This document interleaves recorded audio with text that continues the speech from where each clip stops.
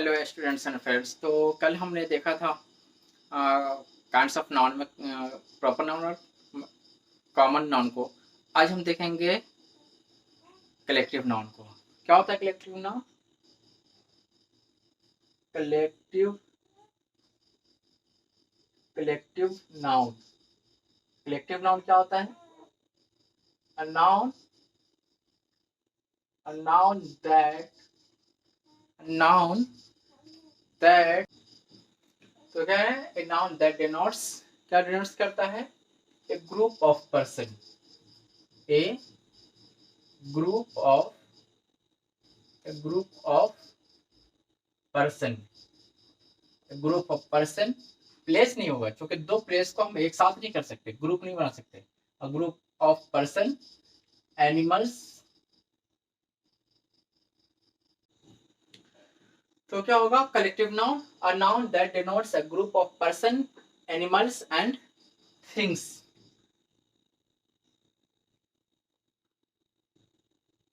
Things is called a collective noun, a collective noun। तो क्या होगा? ग्रुप ऑफ पर्सन में क्या आ जाएगा? Group of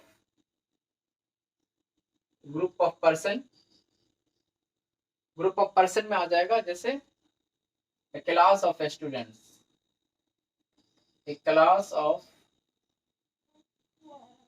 students। ये ग्रुप ऑफ पर्सन है। और ग्रुप ऑफ एनिमल्स में आ जाएगा, ग्रुप ऑफ एनिमल्स में आ जाएगा ए हर्ड ऑफ काउज। और ग्रुप ऑफ थिंग्स में आ जाएगा, ग्रुप ऑफ थिंग्स में आ जाएगा ए बंच ऑफ कीज। तो ये सब कलेक्टिव नाउन्स है। अ class of students, A heard of cows, a bunch of keys. तो क्लास, हर्ड और बंच, ये क्या है? कलेक्टिव नाउन है।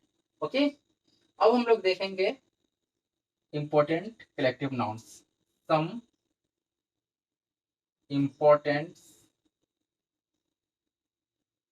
Collective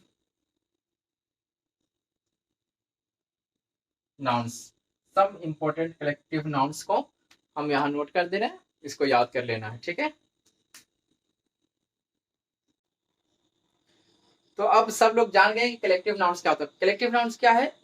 a group of person हो सकता है। जैसे कहेंगे कि कहीं पे भीड़ है, तो भीड़ है तो ऑटोमेटिक जैसे ही भीड़ शब्द आएगा तो ऑटोमेटिक ये पता चलता है कि भीड़ है तो वहां एक से ज्यादा आदमी होंगे, इसलिए हम उसे भीड़ कहते हैं। कोई अकेला इंसान खड़ा होगा उसे हम भीड़ नहीं कहेंगे, ठीक है ना? तो उसी तरह ये कुछ इंपॉर्टेंट कलेक्टिव नाउन्स है, उसको याद कर लेना है। जैसे एक क्राउड ऑफ पीपुल, लोगों की भीड़ को कहा जाता है क्राउड।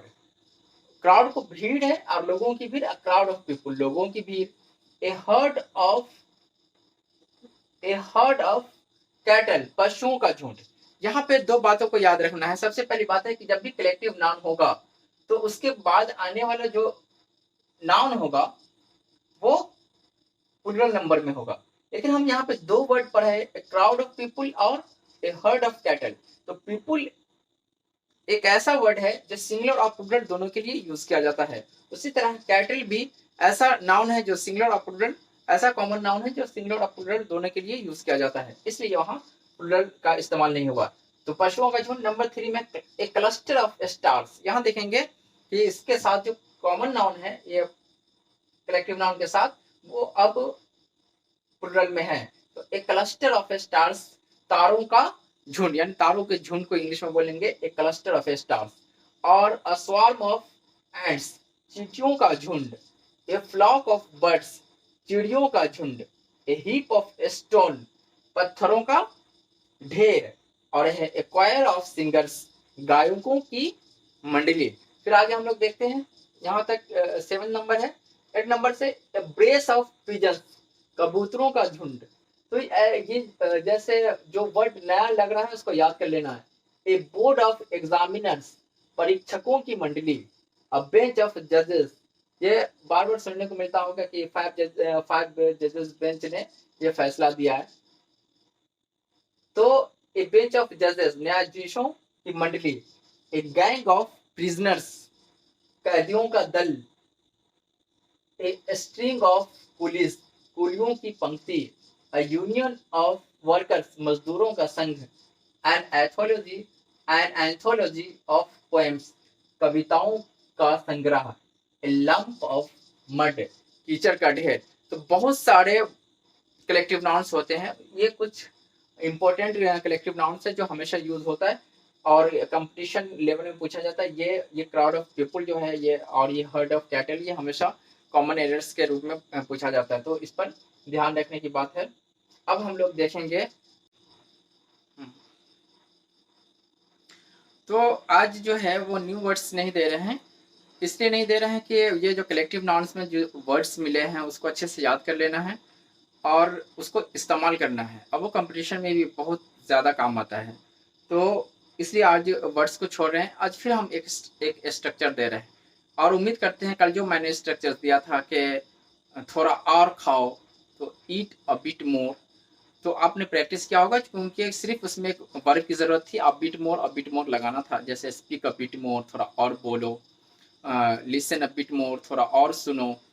आज हम दूसरी तरह का स्ट्रक्चर दे रहे हैं। ये भी बहुत कॉमन है, बहुत ज़्यादा इस्तेमाल होता है और बहुत आसान भी है। तो हम लोग लेते हैं दूसरा एक स्ट्रक्चर। कुछ और बोलो, कुछ और बोलो। कल था थोड़ा और बोलो, तो स्पीक अ बिट मोर। यहाँ कुछ और बोलो। कुछ और बोलने का मतलब है कि हम उस सेंस में कहते हैं कि कोई कुछ बोल रहा होता है तो उसकी बात को बदलवाना चाहते हैं कि आप कुछ और बोलो, मतलब ये बात जो आप बोल रहे हो वो नहीं बोलो, कुछ और बोलो। तो हम लोग ऐसे सेंटेंस के लिए इस स्ट्रक्चर का इस्तेमाल करते हैं। पहले बोलने के इंग्लिश लिखेंगे तो कहेंगे स्पीक,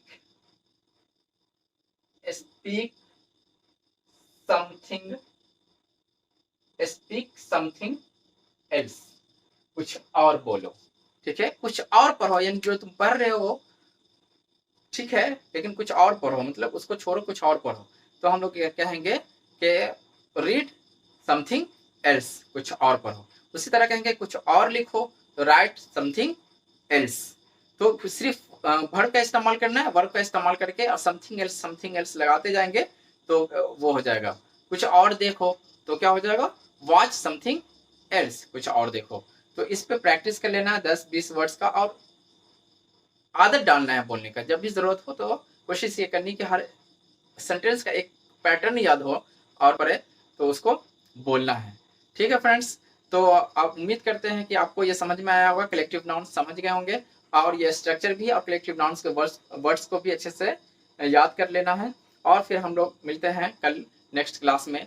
और आपसे रिक्वेस्ट है कि अगर आपको ये वीडियो अच्छा लग रहा है तो आप ज़रूर लाइक सब्सक्राइब कर लें, क्योंकि अगर कल फिर वीडियो डालेंगे तो आपको नोटिफिकेशन जल्दी मिल जाए और दूसरों तक भी पहुंचाएं, यानी शेयर भी करें। Okay, thank you very much.